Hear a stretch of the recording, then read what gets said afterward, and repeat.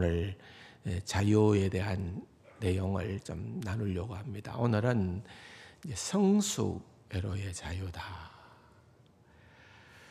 사실 어릴 때 아이들이 자라면서 한번 밖에 나갔다 들어오면은 넘어지기도 하고 들어와서 보면은 멍들기도 하고 코피도 나기도 하고 그런 일들을 보면은 부모된 자로서는 참 많이 속상하잖아요. 또 넘어져 가지고 또 다쳐 가지고 또 멍들어 가지고 왜 그렇습니까?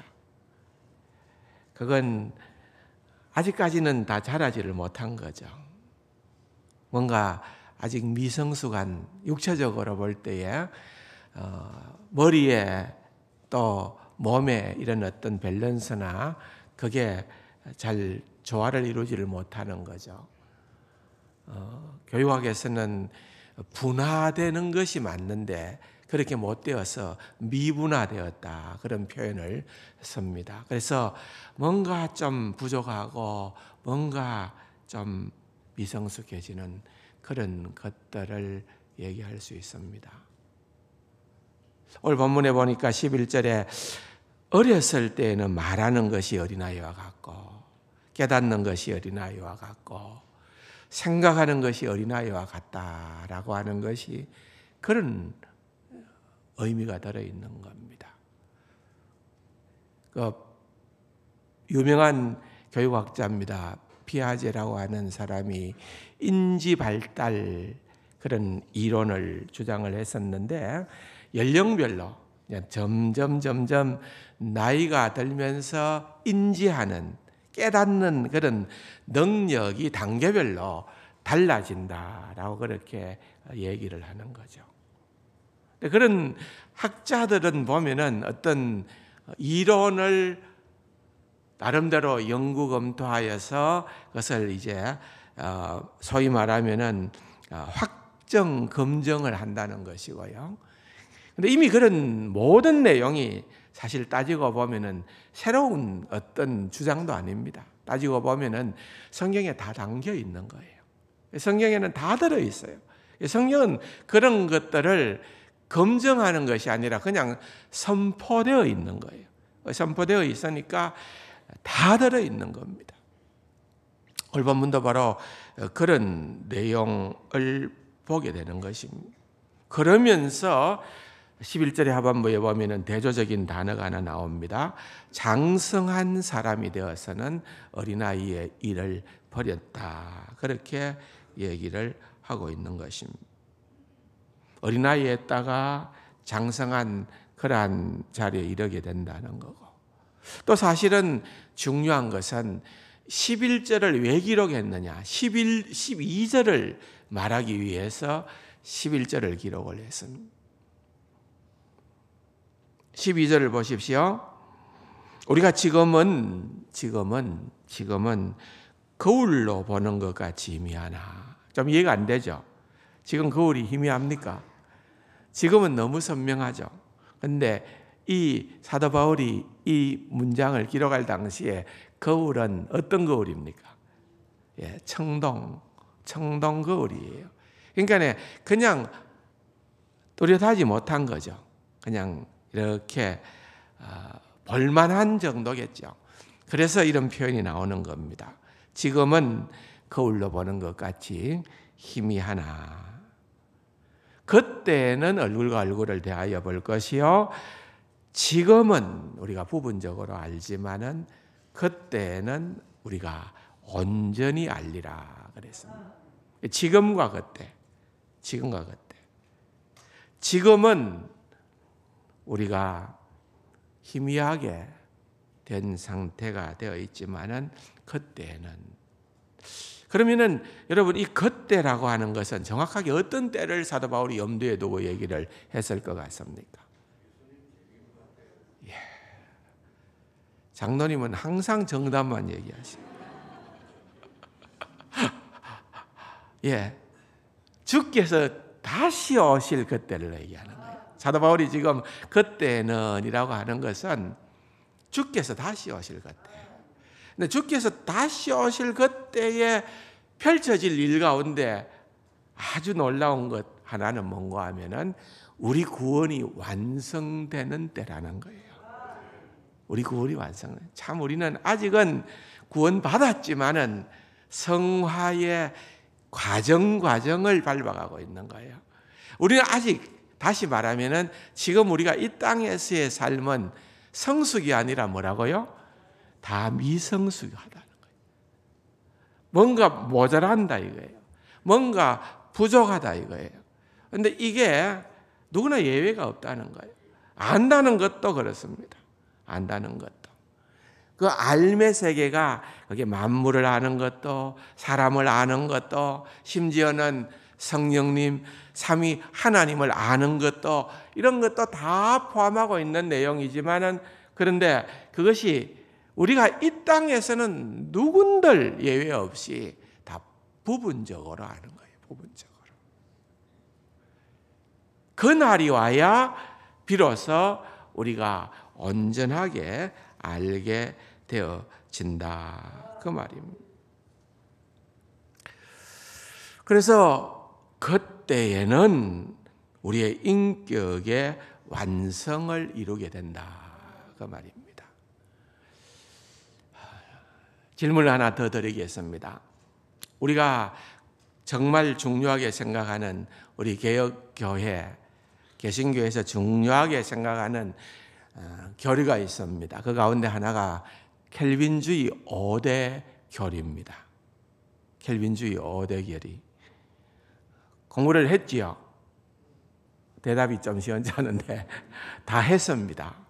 저랑 아주 막 그냥 했어요. 하여튼. 근데 그 5대 교리의 5번째가 뭔지 기억이 나십니까? 이번에는 약간 뒤집었습니다. 예. 그 전적 부패, 전적 무능은 첫 번째입니다. 첫 번째. 튤립이라고 하잖아요. 영어로 보면 total depravity의 첫째 글을 사서 튤립의 약자인데 그것은 뭔가 하면은 전적 타락. 두 번째는 무조건적인 선택. 세 번째는 제한된 구석. 네 번째는 불가항력적 은혜. 다섯 번째는 방금 정답이 나왔습니다. 역시 장로님이십니다. 성도의 견인이라는 거예요. 성도의 견인. 이게 5가지가 켈빈주의 5대 교리입니다. 근데 그 첫 번째도 이제 지금 뭐 그 5대 교리를 다시 얘기할 이유는 없습니다만은 전적 타락이라고 할 때에 우리 인간은 전적으로 타락을 했다는 그 말의 의미는 우리에게는 하나님이 받으실 만한 어떠한 선도 있다 말입니까? 없다 말입니까? 토탈이라고 했죠. 토탈 디프라버티라는 말은 우리에게는 하나님이 받으실 만한 어떠한 선, 그 어떠한 선이 여러분 뭐라고 생각하는지는 제가 조금 이따 더 설명을 하겠습니다만은 그 선이 없다는 거예요. 우리에게는 없다는 거예요. 우린 그냥 전적으로 타락한 그러한 자들이다 그 말입니다. 근데 전제가 뭔가 하면은 하나님이 받으실 만한 어떠한 선이 없다는 거예요. 이게 전적인 타락이에요. 그 말은 묘한 내용이 들어있습니다. 그건 뭔가 하면은 인간이 받을 만한 선은 예외일 수 있다는 것이 있다는 거예요. 그게 뭔가 하면은 다시 말하면은 도덕적인 선입니다. 여러분, 우리가 가만히 보면은 세상에 하나님을 몰라도 구원받지 않아도 너무너무 착한 사람이 있어요. 있어요, 없어요? 굉장히 착한 사람이 있습니다. 오히려 예수 믿는다 해도 우리가 윤리적이라 도덕적으로 볼 때는 되게 부러워할 만한 그런 사람들이 있잖아요. 그럼 타락했다는데, 전적으로 부패하고 전적으로 타락했다는데 어찌 사람이 저럴 수 있느냐? 하나님도 모르는데 구원받지도 않았는데 이런 의구심을 우리가 가질 수가 있어요. 그런데 여러분, 이 도덕적 선이라는 것은 하나님이 받으실 만한 어떠한 선의 영역에 들어가 있는 게 아니에요. 좀 이따 다시 또 말씀을 설명을 해드리겠습니다. 그런데 이 성도의 견인이라고 하는 말은 무슨 말인가 하면은 우리가 끝까지 견딘다는 거예요. 우리가 이 땅 위에 구원받은 백성으로 살아갈 때에 수많은 어려움과 환난이 있을 수 있다는 거예요. 그 예수 믿는 사람은, 하나님의 백성된 사람은, 그러나 어느 정도까지는 갈 수 있을는지 몰라도 완전히 하나님으로부터 떠나지는 못한다는 거예요. 그래서 끝까지 견디는데요. 끝까지 견디는 것을 성도의 견인이라고 하는데, 우리가 또 착각해서는 안 되는 것은 그건 내가 견디는 게 아니에요. 무슨 말입니까? 누가 견디게끔 인도해 주시는 겁니까? 하나님이. 내가 하는 게 아니라는 거죠. 그래서 우리가, 하나님께서 우리를 끝까지 책임지신다. 하나님께서 끝까지 우리를 이 완성의 날까지, 완성의 자리에까지 하나님께서 우리를 지키고 보호해 주신다 라고 하는 것이 바로 성도의 견인이라고 하는 마지막 5번째 교리예요. 굉장히 중요한 거죠. 이 믿음과 이 확신이 있기 때문에 우리가 흔들리지 않는 거예요. 우리가 흔들리지 않는 거예요. 안 그러면은 내가 이걸 지키고 내가 주체가 되어지면은 내가 좀 열심히 신앙생활하고 내가 뭔가 좀 이렇게 성령에 붙들린 자 같아 보이고 또 내가 열심히 성경 읽고 내가 뭐 열심히 하나님 기뻐하시는 일을 할 때에는 내가 구원받은 백성 것처럼 느껴지가도 때로는 내가 또 좀 이렇게 나락에 빠질 수가 있잖아요. 그럴 때에는 구원에 대한 확신이 흔들릴 때가 있다는 거예요. 그게 아니라는 거예요. 성경은 누가 끝까지 지켜주시느냐? 주님께서. 하나님께서 결국 우리를 구원의 완성에 이르게끔 그렇게 인도해 주신다. 그것입니다. 아멘이십니까? 이거 중요한 거예요. 이게 너무 중요한 거예요. 이 믿음을 가지고 우리가 신앙생활을 하는 겁니다. 자, 그런데 약간은 우리가 가지고 있는 이 진리가, 이 주장이 얼마나 성경의 가르침이 탁월한가를, 또 놀라운가를 우리가 이제 다른 종교랑 우리 주변에 있는 우리 서양에서는 이런 비교가 하기가 좀 어렵겠죠. 아무래도 접할 수가 없으니까. 그런데 우리는 우리만 하더라도 불교, 유교, 도교 이런 우리 주변에 쉽게 접할 수 있는 다른 종교가 있잖아요. 거기에서는 과연 뭐라고 얘기하는가?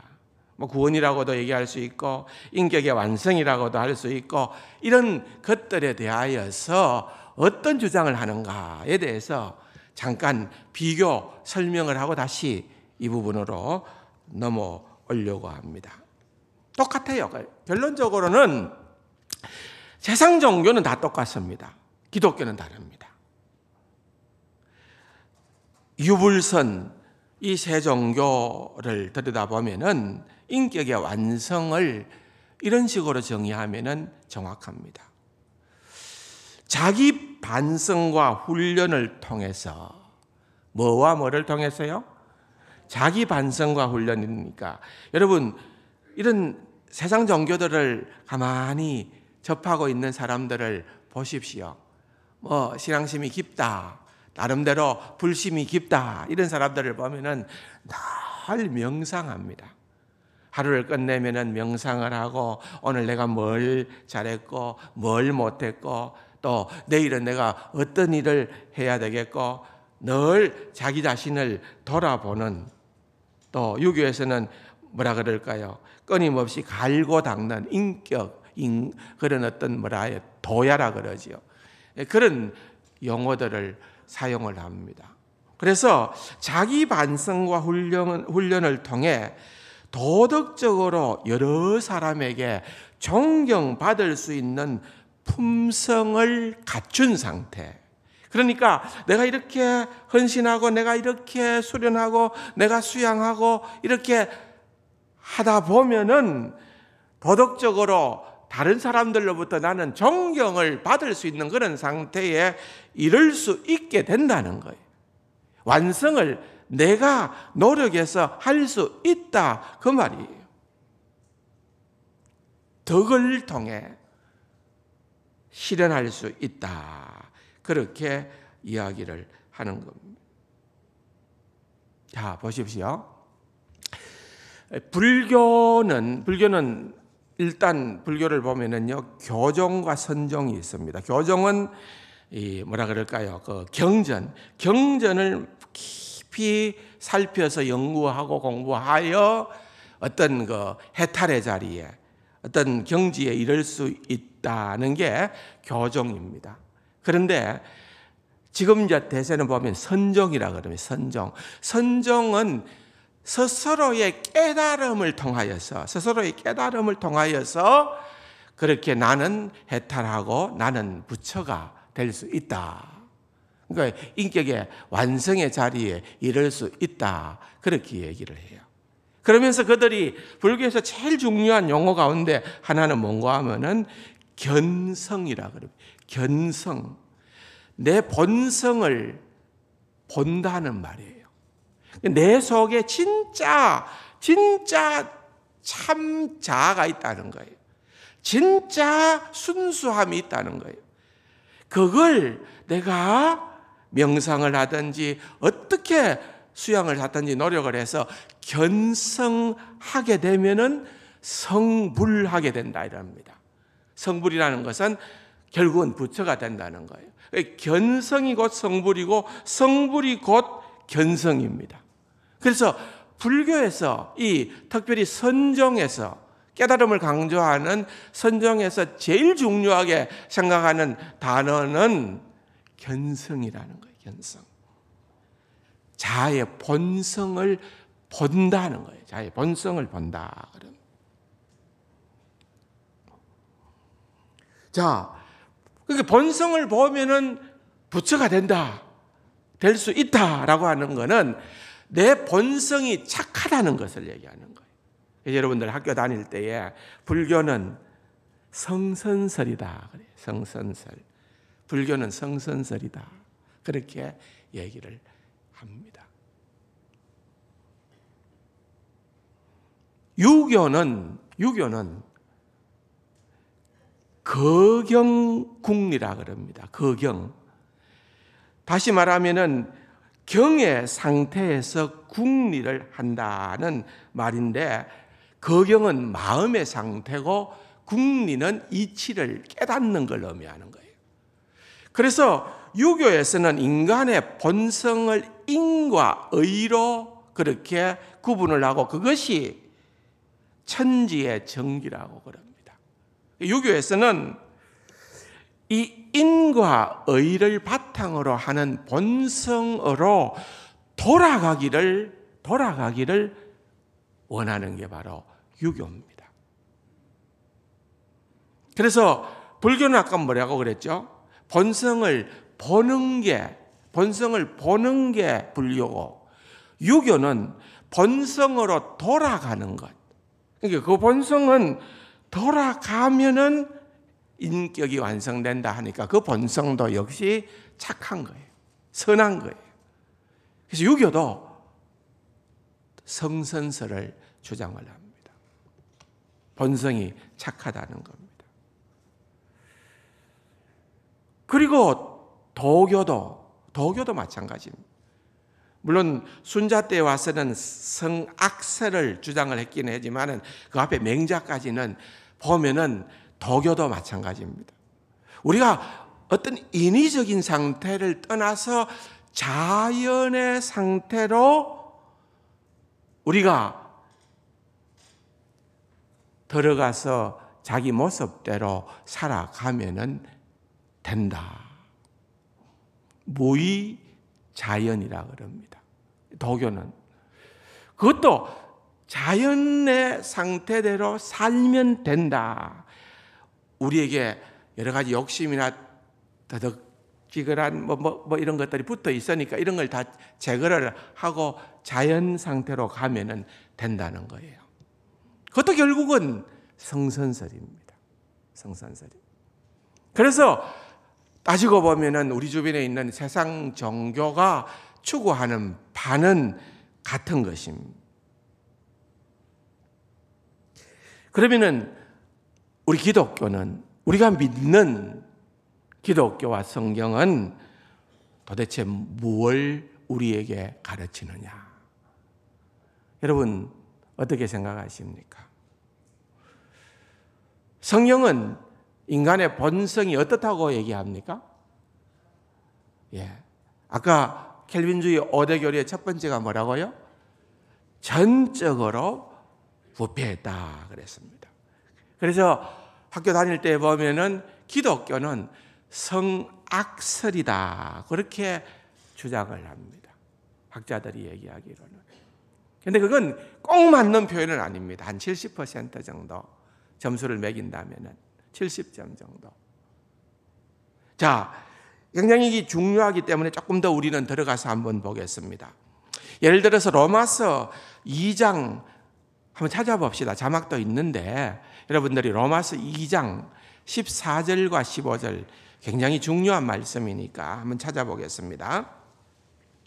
같이 읽어볼 거예요.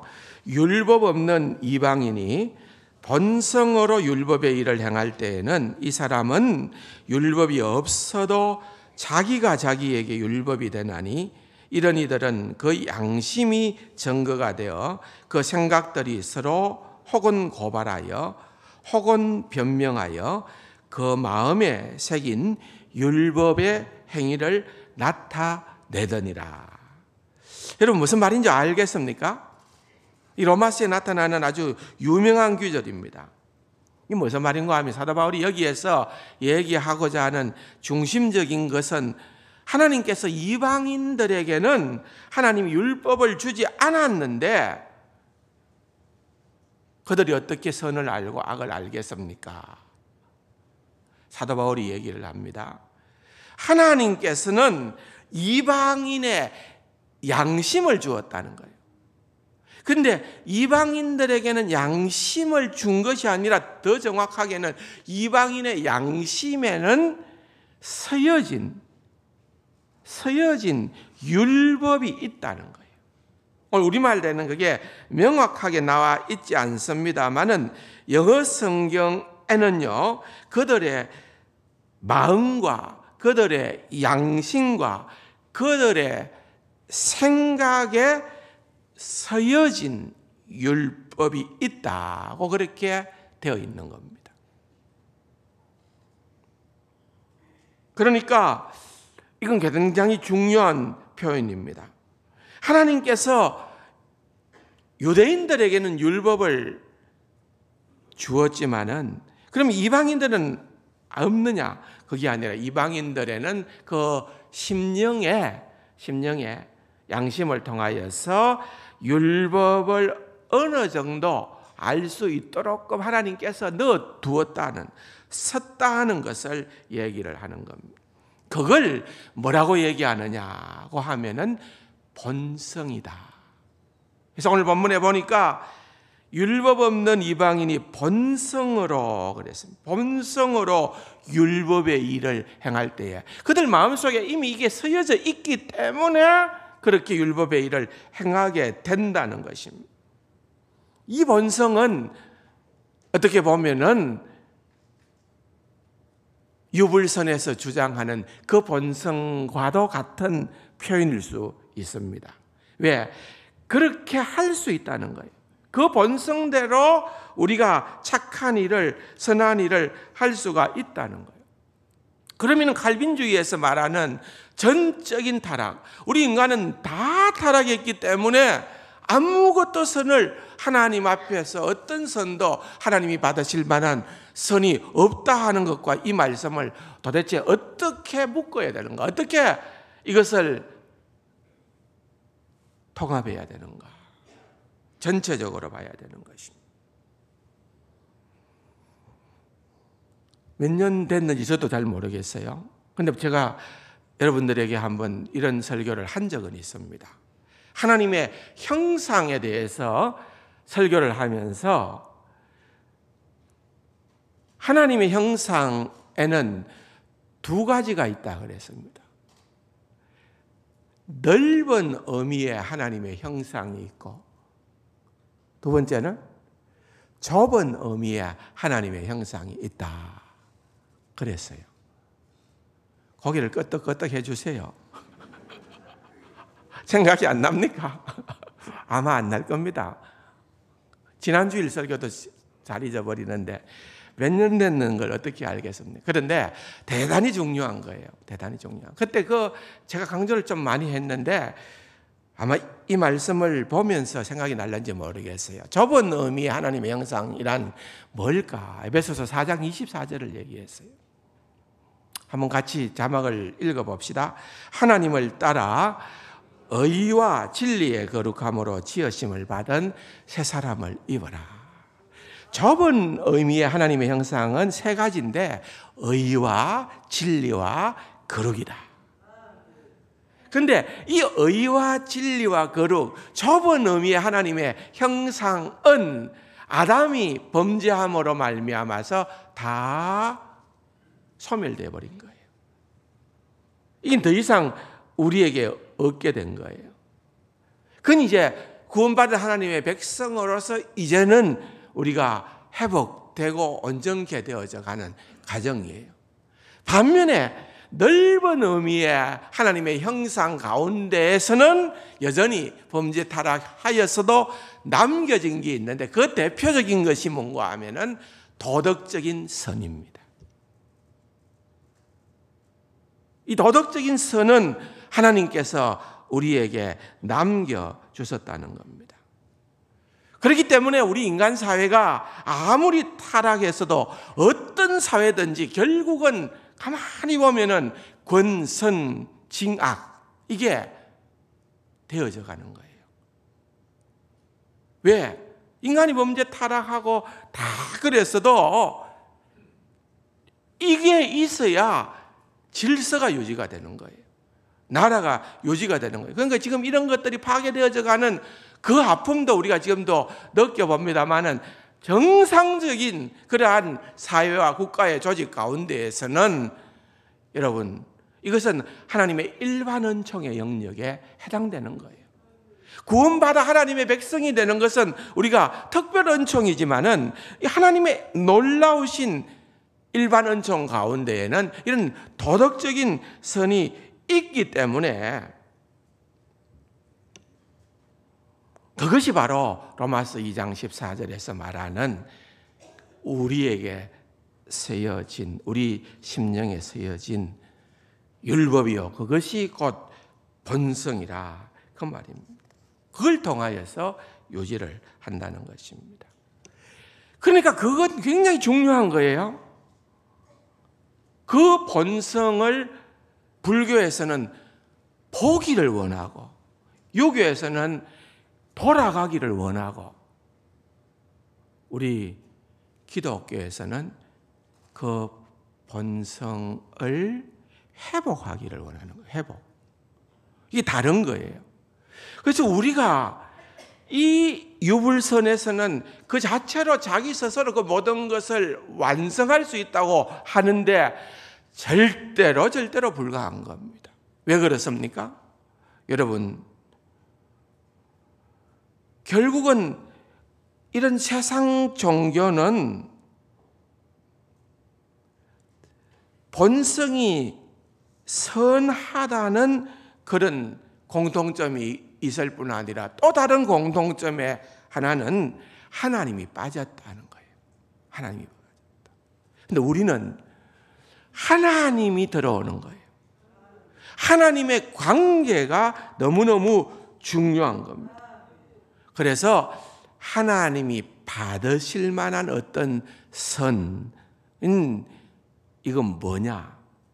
하나님이 받으실 만한 선은 가장 본질적이면서 하나님과의 관계 가운데에서 그 하나님께 한번 따라합시다. 이게 대단히 중요한 단어이기 때문에 하나님께 순종하는 것. 뭐라고요? 하나님께 순종하는 거예요. 이게 너무 중요하다는 겁니다. 자, 보십시오. 이게 왜 중요한고 하면은 창세기로 거슬러 올라가서 아담의 범죄의 자리로 우리가 한번 가서 봅시다. 여러분, 아담이 선악을 알게 하는 나무의 열매를 먹은 거는 이거는 도덕적인 잘못. 예를 들어서 여러분들 그 왜 어릴 때에 저 가수원 서리 하잖아요. 예. 그 우리 것도 아닌데 가서 저는 한 번도 안 했습니다. 근데 그 서리 하잖아요. 그러면은 그 성공해도 찜찜하죠. 잘못했다. 그 잘못은 무슨 잘못입니까? 도덕적 잘못입니다. 도덕적 잘못. 그러면은 그런 것처럼 우리가 남의 거를 그냥 과일을 훔쳐 먹는다든지 서리를 한다든지 이런 것처럼 그냥 아담은 그런 도덕적인 지금 잘못을 저질렀다는 게 아니고 선악과 열매를 먹었다는 것은 그건 뭘까요? 하나님에 대한 뭐라고요? 불순종을 얘기하는 거예요. 이게 도덕적인 죄가 아니라 영적인 죄라 이 말입니다. 영적인 죄. 그렇기 때문에 인간의 타락은 하나님에 대한 불순종이고 인간의 회복은 구원의 회복은 본성의 회복은 당연코 하나님에 대한 뭐라고요? 순종으로. 이해가 되시죠? 그래서 여러분 우리에게 있어서 이게 너무 중요하다는 거예요. 그냥 하나님 앞에 순종을 훈련하는 것. 하나님, 우리의 삶이 늘 주님과 각을 세우는 삶이 아니라 주님, 내가 날이 갈수록 내가 주님께 더 순종하는 그러한 삶을 살아갈 수 있도록 성령님 도와주시옵소서. 그런 성령님의 소욕대로 순종하며 살아갈 수 있도록 해 주십시오.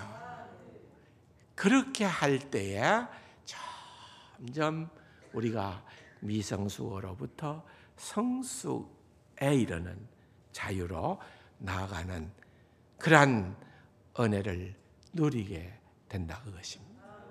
사랑하는 성도 여러분, 오늘 모든 것 다 잊어버려도 됩니다. 딱 하나 여러분들 머릿속에 정리하고 가야 할 단어가 하나 있으면 순종입니다. 순종.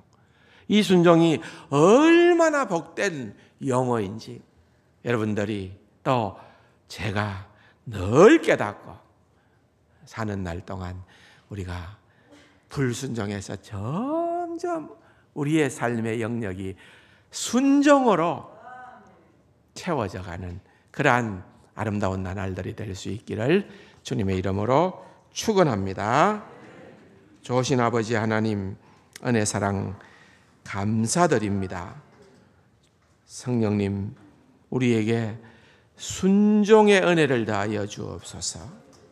하나님의 뜻대로 순종하며 살아가는, 그렇게 완성의 자리로 점점 나아가는 귀하고 복된 우리 세상 가족들 되게 하여 주옵소서. 존귀하신 예수님의 이름으로 감사기도 드립니다.